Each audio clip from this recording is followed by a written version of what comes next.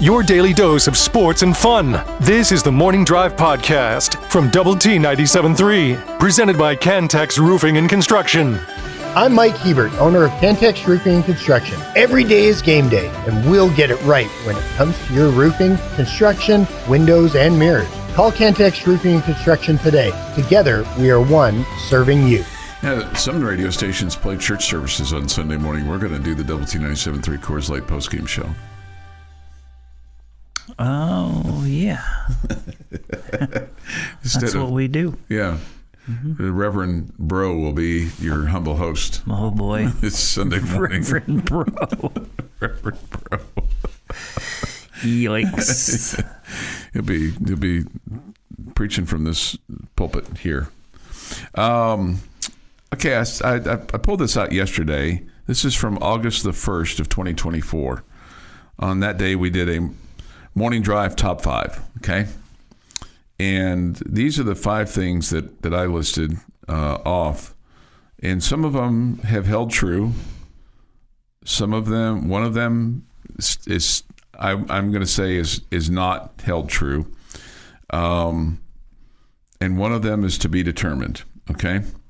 So my top 5, and I'll go from 1 to 5. Number 1, quarterback healthy. So far, Baron Morton, healthy as an ox. Okay? Right. Knock on wood. Number 2, Coach McGuire talked about this in the offseason. Are these predictions that you've made? No. This was just what we felt like that these were things that preseason 5 storylines was what this was that needed to happen for the Red Raiders to have a successful season, not undefeated or anything like that. Okay, these are just things that we felt like in order for the season to go your way, win 9 games, win 10 games, win 8 games, something along those lines. Win more than what you did last year. Okay. Skill being skill, and so far the skill players have lived up to what he said they were going to be, that they were going to be really good. Because the receivers have been really good. Obviously, your running back has been really good. So the skill players being skill players, and your quarterback's been pretty good too. Consistent, yeah. Okay? Mm-hmm. Number 3, this is not transpired as they thought. Defense as deep as they say. The defense, they might have a lot of guys over there, but so far the defense is, I think it's fair to say it's been a disappointment, right? Absolutely. No question. Yeah. It feels like,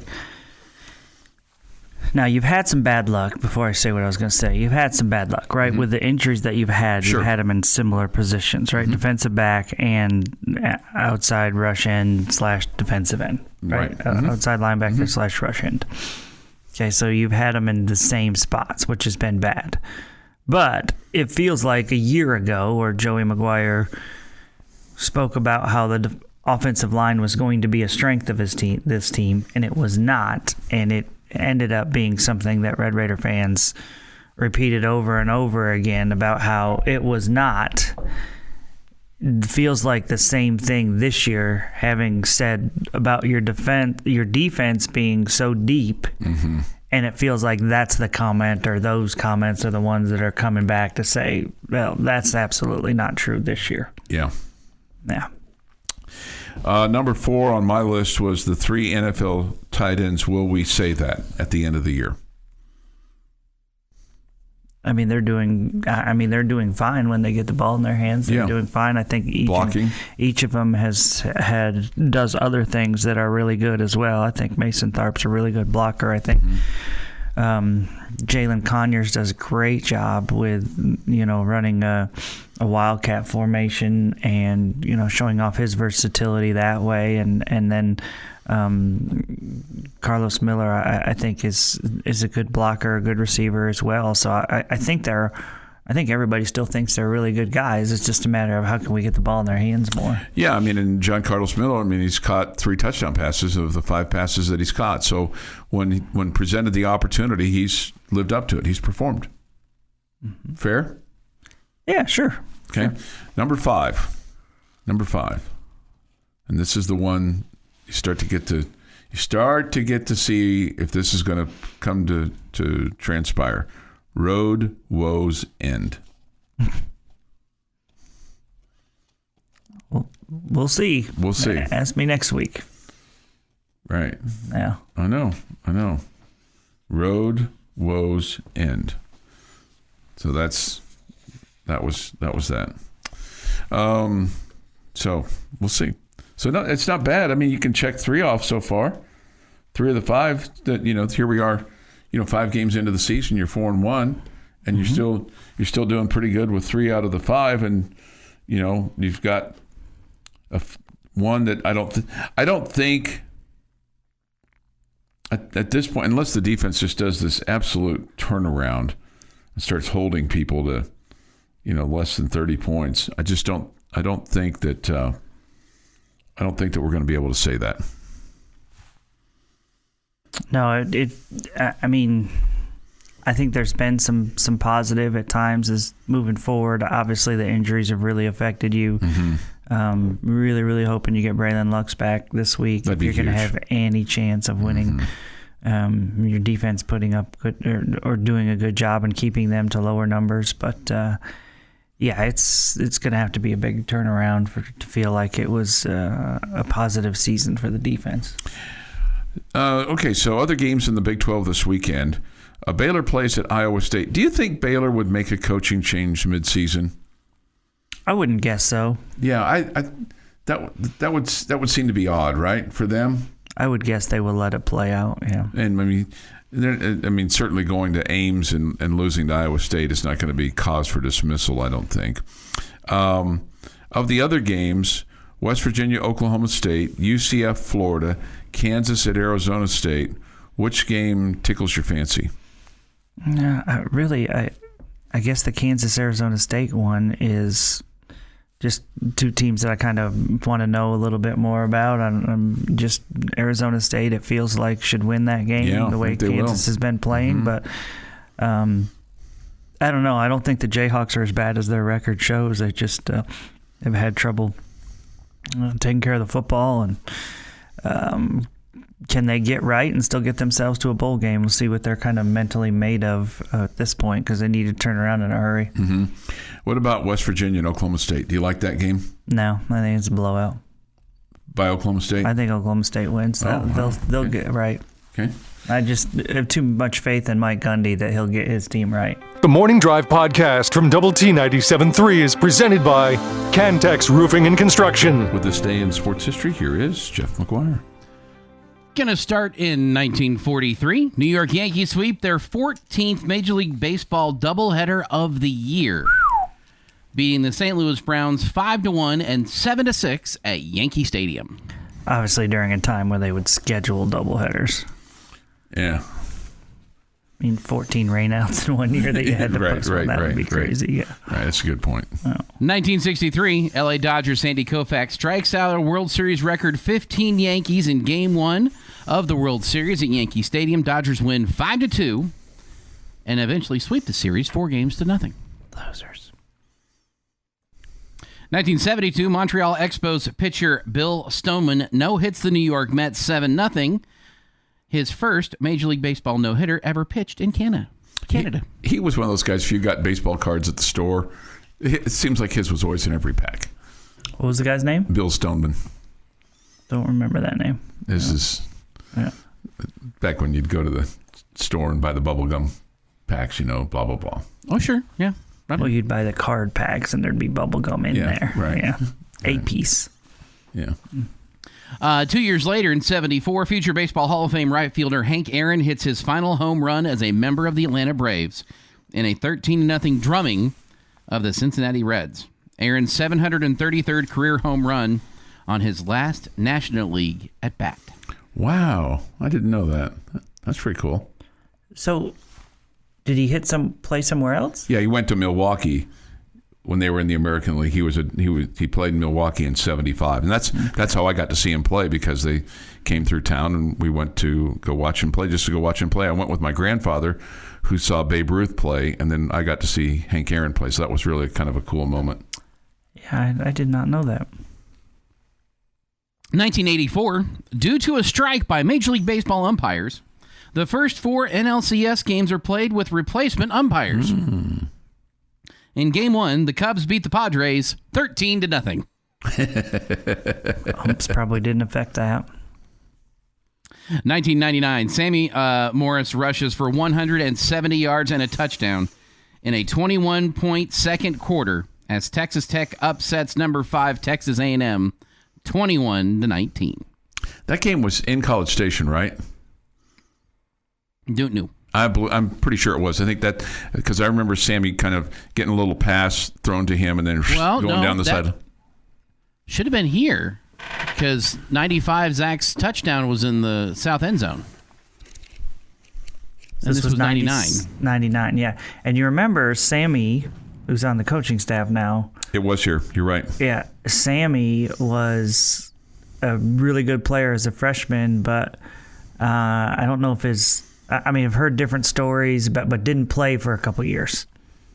That had something to do with academics. Yeah. I'd heard something that it was his dad, who was a military guy, was not happy with him and how he was doing academically. And that's the story I was told. I have no idea if it's true. And then he came back to play his last year again. That's the first time the goalposts were torn down. And that's the first time the goalposts were taken out of the stadium up through the southeast corner out onto University. This was not the Aggie on Aggie violence game. That was the 12-0 game. Yeah. That one was. Yeah, right. And this came 2 weeks after the loss to North Texas. So there was a bye week, and then you played number 5 A&M and beat them. Mm-hmm. Yeah. And in 2000, I think is one of a kind. I have an authentic, real as can be, Sammy Morris Buffalo Bills jersey. And I'm dying to get him to sign it. Oh, I'm sure he'd love to sign it. I'm sure he would. I can't imagine there are many of them. I mean, he was a Red Raider playing for the Bills. I had to have his jersey. And they cut up that goalpost and put a sticker on it, and I have a piece of that. No, that's cool. Yeah, it's pretty cool. And in 2001, Cubs right fielder Sammy Sosa becomes the first player in Major League Baseball history to have 60 home runs in 3 straight seasons. Chicago Slugger connects off the Red starter Lance Davis to reach the milestone in a 5-4 loss. Fun fact, never led the league in home runs in those 3 seasons. Okay. Chuck is sitting here trying to think of it. Mark McGwire and Barry Bonds beat him. Right. Yeah, because they had more than the 60, but he's the only one to do 63 times. I was trying to think of it. So it was either or. Is either or McGwire or Bonds. You want to talk about a superstar from the past that is not respected at all? Sammy Sosa. Sammy Sosa, near the top of the list. Happy National... I think people have a lot more respect for McGwire and Bonds than they do Sosa. Yeah, I think you're right about that. First he gets caught with the corked bat or whatever, and then the steroid talk, and now he changed his colors. It's weird. He looks like a freak show, man. He's weird. Dude makes Michael look normal almost. Wow. Almost. Happy National Fried Scallops Day. Out. I like seafood. I'll pass. Happy birthday to Sting, who's 73. Kelly Ripa, 54. Don McLean, 79. Lance McCullers Jr., 31. Nick Mohammed, who was Nate the Great from Ted Lasso, is 44. And Tyson Chandler is 42.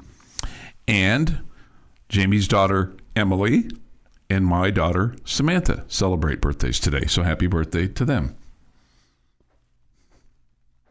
Jamie already told her this morning if I had to guess. Woke her up and made sure she heard. Yeah, she's not listening. And on this day, 1835, with growing tension between Mexico and Texas erupts into violence when the Mexican soldiers attempt to disarm a people of Goliad, sparking the Texas War for Independence. Mexican soldiers attempted to take a small cannon from the village of Gonzales, encountering stiff resistance. And a hasty assembled militia of Texans. After a brief fight, the Mexicans retreated, and the Texans kept their cannon. And that is this day in sports history. All right, that's your signal that we're about to give you, a lucky local winning word. So get your pen and paper ready. Get it ready. Get it ready so you can write it down. We are teaming up with the Home Zone. We have teamed up with the Home Zone once again, making your house a home over there at 50th in Indiana to give away a total of $10,000. All you have to do is listen at this time, 8:45 and 4:45 for the lucky local winning word. Log on to doublet973.com and you could win cash like today, tomorrow, or Friday. You can't win all 3 days, I don't think. But the more times you enter, the more times you have a chance to win. It's a local contest, so the money is given away to folks just like you that live in here and work out at the gym, like our friend who's working out with his wife this morning from 6 a.m. to 7 a.m. So put down the barbell and write this word down, and you could win. But you're going to have to go to doublet973.com to enter it in. Roadrunners. Roadrunners is your lucky local winning word this morning at 6:53. One word, Roadrunners. Roadrunners, Roadrunners. I can't help but when I saw that, you know what immediately came to my mind?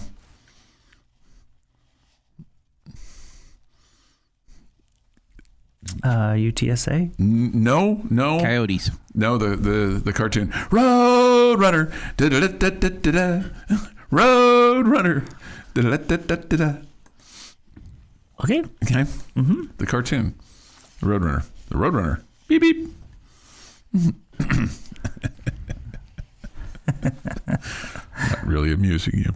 6:54 this morning here on the Morning Drive. So make sure that you get entered in. We'll have another one for you this morning at 8:45. Don't forget. Do you sing their song too? Let me look ahead. No. No song? No song. Oh, that's disappointing. No song. No song for that word. All right. We'll have baseball on the air for you this afternoon at 1 o'clock. Astros and the Tigers from Houston, from Minute Maid.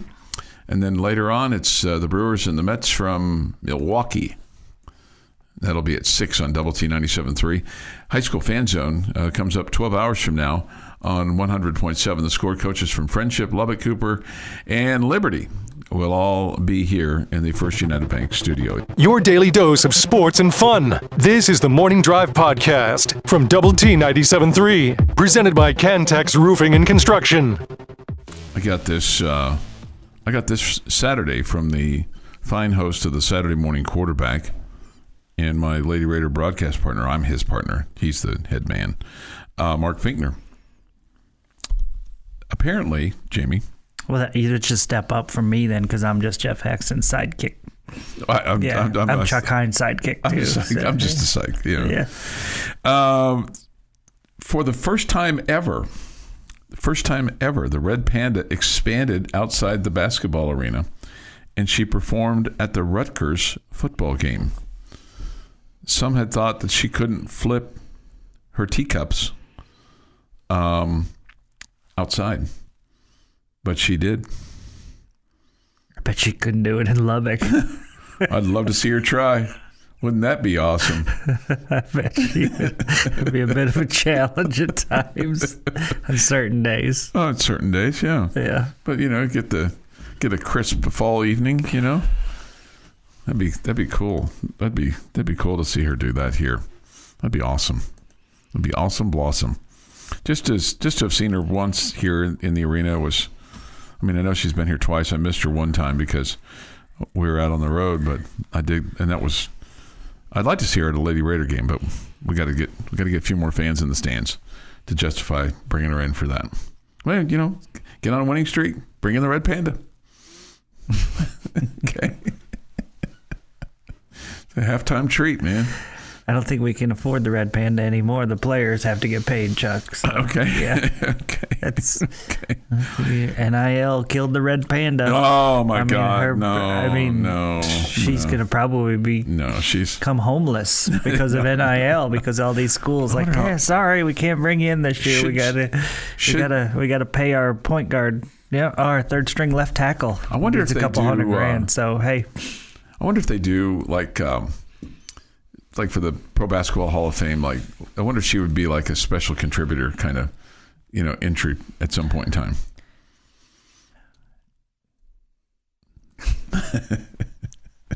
No? Probably not. If I was in the Pro Basketball Hall of Fame. And they put the Red Panda in? I would be so offended. I think it'd be cool. All right, here's another note for you, and this is a really good note, and this is something to think about if you're watching the ball game, listening to the ball game on Saturday night on Double T 97.3, like old school, like put your radio underneath your pillow when you go to bed on Saturday night, and you can kind of keep track. Josh Kelly leads the FBS with 14 catches on third down, and of those 14, 10 have converted into first downs. That's pretty good. Okay. And he's a money man. They're on third down. Red Raiders rank 10th in the FBS and lead the Big 12 for third down conversion percentage entering this play this weekend. Okay. Okay, so that's really good. Really good. Hey, another kind of off sports topic, but it is sports. Have you scheduled our doubles match yet with the Tech Talk boys? That is 100% sports. No, I have not scheduled it. Okay. I am not going to push this because if they want to push it, then I'll do it. But I am not going. Well, you were the one that was really, really bold. Hey, all I got to do is just go stand over by the net, and you're going to beat both of them. Yes. I now really want to see this. I want to be a part of this.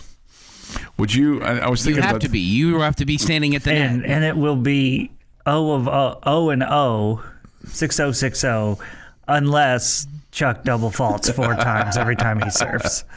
Let me ask you this. And I'm not even a great tennis player. I'm very mediocre. Would you? Okay. Let me borrow one of your rackets. Would I let you borrow one of my rackets? Yeah. Okay. Sure. What would happen more often? Chuck double faulting on his serve, or you pegging both Gus and Clint? No, I would not peg Gus. There's too much respect there. But, Clint. Clint, you're all in on? Oh, absolutely. Okay. Clint, you're all in on. I would probably miss some balls long because I was trying to hit Clint hard. I think I can get the ball over the net. Okay. I think I can get the ball over the net. I mean, it's been a while since I've swung a tennis racket. I actually really would enjoy this, and I bet you could get the ball over the net. And he could even just underhand hit it. He doesn't have to do the full, No. I professional can throw it up like that. Again, we're talking about not double faulting. I want to see the 3 of them rally a little bit. I want to see how this goes. Oh, man, unless somebody's hitting it straight to me, I'm probably not rallying. I bet you I can find 3 75-plus women over at the club that would dominate you 3. Oh, there's no question. Yeah, I know yeah. that. I know that. I mean, my running ability and my lateral movement is non-existent. Yeah, I might even be able to go find 3 pickleballers to match up with you guys. Do you think your missus and I could hold our own against Gus and Clint? Yes. Yeah, she can play. I know she can. Yeah. But it would have to be her. Yeah. It would have to be her. That would be a much better match. Could Jamie's eldest daughter take on both Gus and Clint solo?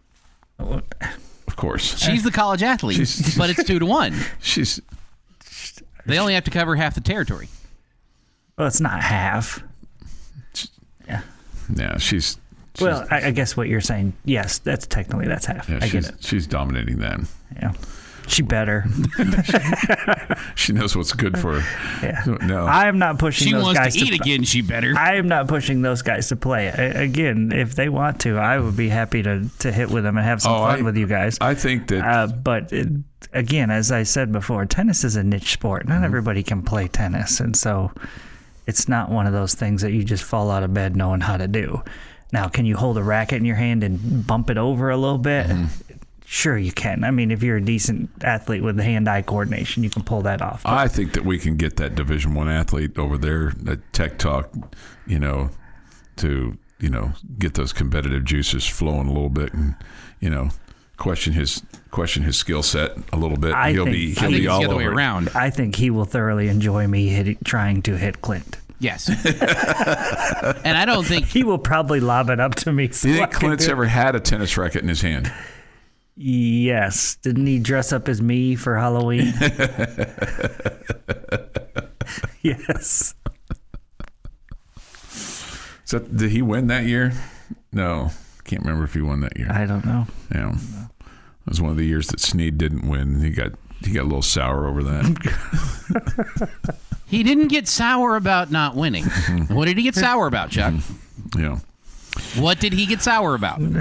He got sour about the fact that you publicly said you weren't going to vote for him because you didn't want him to win.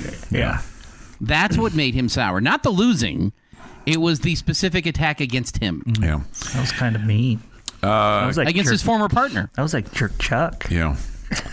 Cowboy Cody has some analysis for this week's game. Tech team's ability to play good, consistent defense and not give up big plays is most worrisome part of our team. I was pleased with the offensive line's ability to protect Morton this last game, which had been a huge concern. Yeah, I think he's pretty right about that. Yeah, I think that's fair. Yeah. This Roadrunner cartoon was awesome. I told my wife only traditionalists, boomers, and some Gen Xers are super fond of having it grown up with only 3 to 4 TV channels and Saturday morning cartoons. Yes. Yes, I think you're right about that. Jamie would probably bury a serve in Chuck's back. Wouldn't be the first time I've hit my partner. This is the Morning Drive Podcast from Double T 97.3, presented by Cantex Roofing and Construction. Jamie's question of the day on Double T 97.3 is brought to you by Connecticut of West Texas. All right, gentlemen, we're looking ahead to Saturday's contest against Arizona. I have a question for you. Today, I am taking 2 answers off the board. Turnovers and touchdowns. If you could dominate one statistic this weekend that you think would help you win the game, what would it be? And turnovers and touchdowns are off the table. Okay. Dominate one thing. I'm going to say running the football, because if you can run the football, you can throw the football, and if you can throw the football, then you can score a lot of points. And what have they not done on the road? Score a lot of points. So I'm going to say run the football.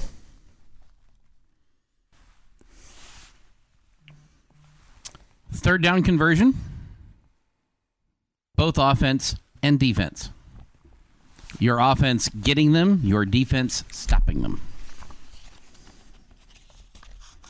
Okay, that's a good one. I feel like that would be a big one in any game. That's a good one. If you're getting off the field, or if you're staying on the field, depending on your offense. You've been pretty good on third down. You're also allowed to get first down on offense before third down. Yeah, no, that's true. They could try that sometime. We'd be okay with that. You're 42 of 79 on third down. You've held opponents. They're 30 of 69 against you, but they're 7 of 13 on fourth down. So that's the caveat there that goes with that. Sure. Now, Tech is only 3 of 10. Your opponents have tried for it on fourth down more than you have. And Coach McGuire addressed that the other day, and Jeff talked about that yesterday, about getting to a 10-point lead or a 2-score lead, especially against teams that have tried to dominate time of possession. Okay. A little bit of change of philosophy there. All right, so I am going passing yardage. And the reason I'm going passing yardage is because if you're dominating, that means most likely you're slowing down their pass game. Okay. And their pass game is, what makes them tick. Lethal, right? yeah. Right? Mm-hmm. Really good. So if you're dominating in that area, that means that Baron Morton and his receivers are doing big things. Mm-hmm. And B, it means that their stud receiver and fantastic quarterback Fafita aren't having a huge day as well in the passing game. So your defense is probably playing better than what we've seen so far, and your offense is having success move the football on the road, which we didn't see in the one home game or road game you had this year. Yeah, and against Utah last week, you can talk about Utah not having their quarterback, which was big, but the Arizona defense had a big night 2 interceptions, 8 pass breakups, 7 tackles for losses, and then they stopped Utah 4 times on 4th down. Meanwhile, Fafita, he went for 197 yards and 2 touchdowns in the ball game. Yeah. I mean, it was a massive offensive game for them. It wasn't. I mean, no. Yeah. They really won that with their defense. Right. Mm-hmm. So you kind of... And that's why I feel like if Utah had their starting quarterback, they would have won that game. Yeah. And their defensive back, Tacario Davis, he was the Big 12 Defensive Player of the Week with 5 pass breakups, which were the most by any defensive back in the Big 12 last week. 7 solo tackles, which was 3rd on the team. So, and that ball game was 23-10. So, yeah, like you said, it wasn't a huge night offensively for Arizona. So, there you go. Yeah, that was. Yeah, I think you can. I think you can dominate running the football in this game, but if they have a big game passing, then that's just going to equal that out, I guess. But you could also say the same thing if you have a big day passing and they had a huge day running, then that would level things out the same way. I guess I just look at it from the standpoint of what they were talking about the other day about, establishing the run allows them to do so many things because it sets up the play action pass. It forces them to be honest at the line of scrimmage, and your receivers have proven that they can. All that makes sense, Chuck. But I mean, can't you? I mean, being a football fan and knowing a little bit about football, can't you say the same thing the other way around? Absolutely, no. Yeah. Hey, when you're throwing the football well, all of a sudden they got to drop more guys into coverage, which opens up the run game, right? Yeah. I mean, it's vice versa. Yeah. You just asked for one thing, so I was just giving you one thing. Yeah. I mean, once in my life, with you, I was listening, and I responded with just one question, one statement. Didn't give you a bunch of loops and curls and take you down a winding trail. Just straight shot. So, yeah. I feel like, and here's something that was really interesting that goes back to the offense and goes back to the offensive line. So they're going to move Caleb Rogers out to tackle, okay? And Coach McGuire said, basically he wants to be physical. He said that Caleb's arm length has him at a guard, but he's played all 5 positions because of his athletic ability. But he seems to be more physical at the tackle position for whatever reason.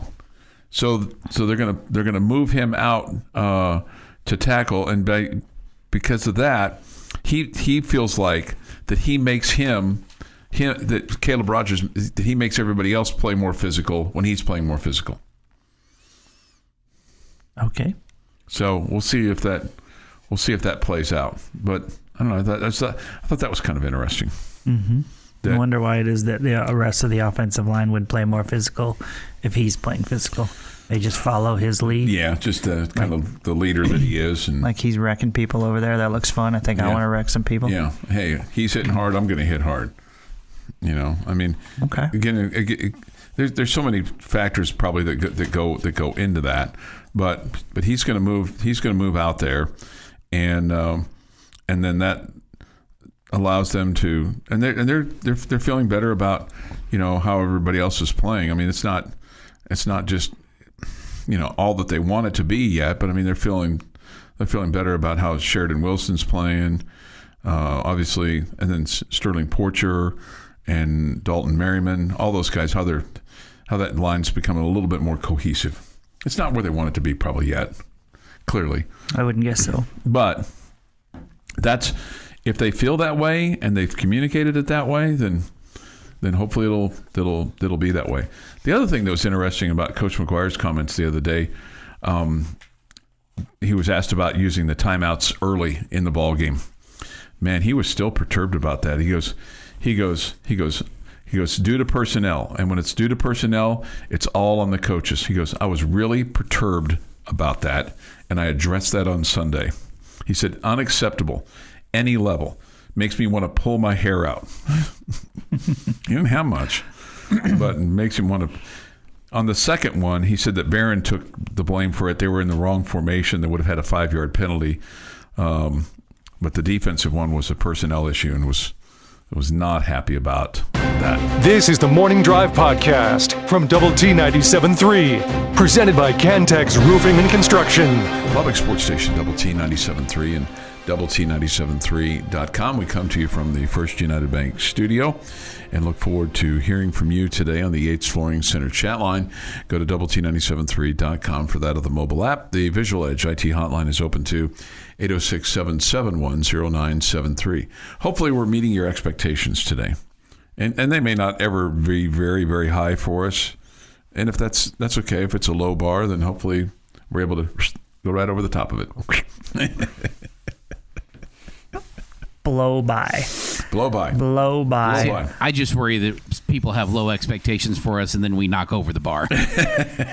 So, did you ever high jump? Did you ever high jump in like junior high or middle school or whatever it was? I mean, I'm not athletic enough to do the Fosbury flop. Okay, right. So no, I never. Jeff, did you ever? I never had the guts to go jump up into the air and with my back facing the ground. I could never have done that. Those guys are special, no question. Never successfully. Okay. And that was an intermediate school, and very quickly was not going to be where I was. Okay.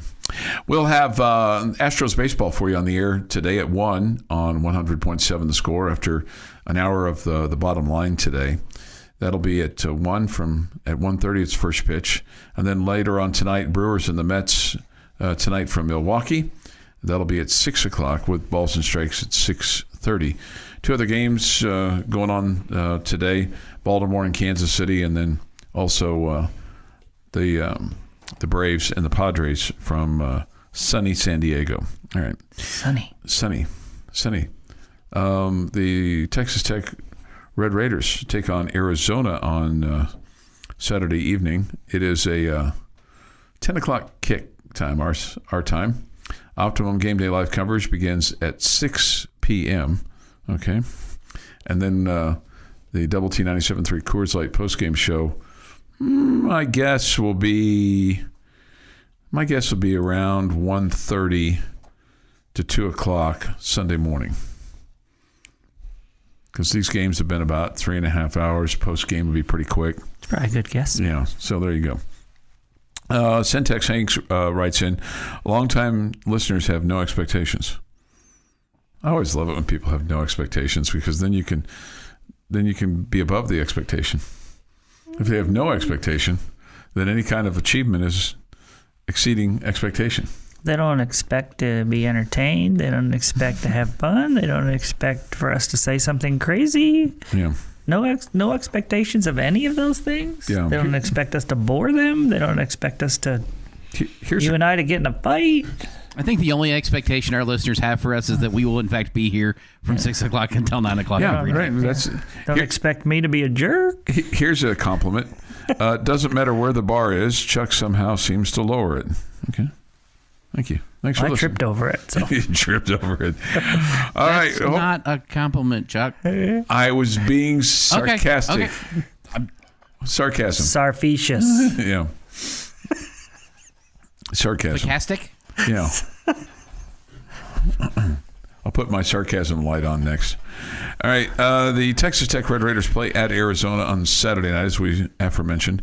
Joey McGuire's teams are 3-9 when playing on the road in his tenure. Here is defensive coordinator Tim DeRuyter on improving on that road record. Play a lot better than we did on Saturday. We got to give up less explosives. Unfortunately, this is a team with T-Mac and Fafita. They do a great job in the scramble drill. Is really when they're most explosive. They continue plays, and he finds a way to find him. And you got a big long receiver who's very physical, makes contested catches, and he can run away from people. So he's probably a first round draft pick receiver. And his high school quarterback is now his college quarterback. They got a great rapport, and they do a great job of targeting him and finding him. Jamie, let me ask you this. Do you think the problem on the road it's been more offense than it's been defense, don't you think? On the road, it's been a lot about your offense. Yes. Yeah. It's not. Well, I mean, that's where the major difference has been. You've been more the same team, home and away from home, on defense, whereas it's been just a drastic difference from who you are on offense. Yeah. Like in year one, you lost at North Carolina State 27-14. You lost at K-State 37-28. You lost at Oklahoma State 41-31. You lost at TCU 34-24. You beat Iowa State on the road 14-10. Last year, you lost at Wyoming 35-33 in double overtime. Take that into consideration. You lost at West Virginia 20-13. At Baylor 39-14. At BYU 27-14. You won at Kansas 16-13, and then you lost at Texas 57-7. So in the last 2 years, that Texas loss, that's the worst loss. Otherwise, you've been in games that, just from a score standpoint, because what we talked about earlier, you score 40 or more points, you're 10-0. And really, the majority of those games, maybe all but one, if you'd have scored 40 points, you'd have won those games. Mm-hmm. So it's not like your defense is a complete letdown on the road like your offense is. Yeah, and your offense on the road has put your defense in so many bad spots, right? Because they're not staying on the field. Mm-hmm. The defense is constantly back out there trying to do things, whereas your offense is not, as Coach McGuire talked about earlier this season, not playing complementary football. Yeah. Okay, so, the more your offense struggles, the more pressure that puts on a defense. And now, the more your offense is successful, it protects your defense. Okay, so if your numbers defensively are about the same home and road, then that means your defense is doing a good job, because and at the same time, if your offensive numbers are way down on the road, that means the defense has had more time on the field and more pressure put upon them. Mm-hmm. And so if they're keeping similar numbers, they're doing a great job. We've kind of looked at the analyzation of it, that you could make a case that you've played slightly tougher teams on the road than you have at home over the last 2.5 years. Well, if that's the case, and your defense is about the same whether you're home or away, then really this falls on the offense. Absolutely. And really, it falls on the offense. This has been the Morning Drive Podcast, presented by Cantex Roofing and Construction. Check out our library of Double T 97.3 podcasts at doublet97.3.com.